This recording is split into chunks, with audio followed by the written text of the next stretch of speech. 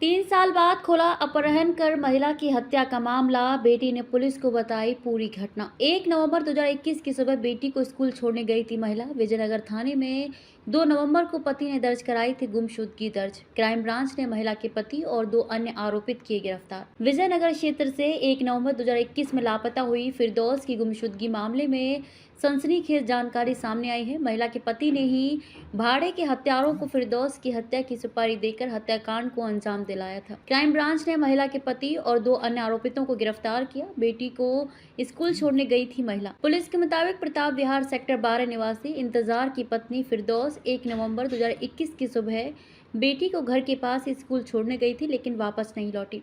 इंतजार ने विजयनगर थाने में 2 नवंबर को फिरदौस की गुमशुदगी दर्ज करवाई। डीसीपी सिटी राजेश कुमार का कहना है कि जिस दिन उनकी फिरदौस स्कूल के लिए निकली थी, उनके पीछे इंतजार का भतीजा शादाब भी गया था। इंतजार ने लोगों में ये अफवाह उड़ाई कि उसकी पत्नी किसी के साथ भाग गई है। बहन सिमरन को बताई पूरी बात। एक दिन महिला की बेटी फिजा ने अपने पिता और शादाब को बात करते सुना कि सोनू, परवेज, जेपी उर्फ अरशद, नौशाद और सलीम को पैसे देकर फिरदौस को उठवाकर मरवा दिया है और ऐसी जगह लाश ले जाकर फेंकी है कि कोई तलाश भी नहीं कर सकता।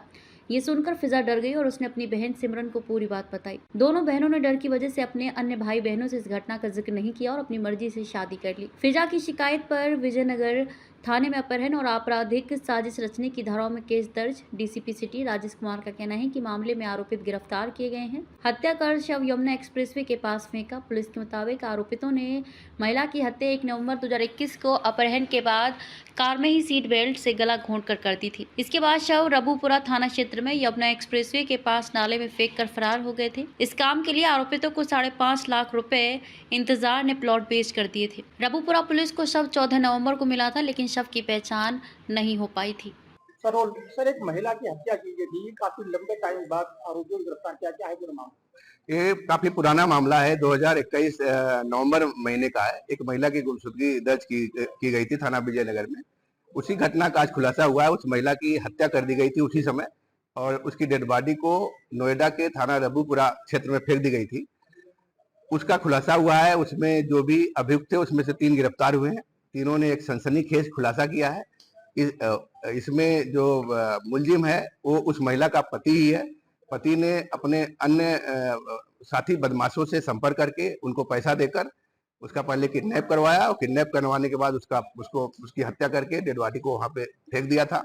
उसका कहना था कि वो पति से बहुत ही परेशान था। पत्नी से अपने पति में बहुत झगड़ा होता था, मुकदमेबाजी भी हो गई थी। इसको लेकर उसने प्लान किया और अपने ही गांव के कुछ बदमाशों को पैसा देकर उसको मारने का प्लान बनाया और उसकी हत्या करके वहां पे डेड बॉडी फेंका था। रबूपुरा से भी उस डेड बॉडी को इस घटनाक्रम से कनेक्ट किया जा रहा है और कड़ी विधिक कार्रवाई इसमें सुनिश्चित की जा रही है। 2021 गुमशुदगी का मामला ऐसे जाके तो इसका खुलासा होगा। हाँ, अगर आप ये देखेंगे बहुत पुराना मामला था। 2021 नवंबर की घटना थी। उसमें कुछ चीजें क्राइम ब्रांच जो कमिश्नरेट की है उनको मिली, कुछ सूत्र मिले कि इसमें वो महिला की हत्या हुई है और उसकी डेड बॉडी रबूपुरा क्षेत्र में फेंकी गई थी।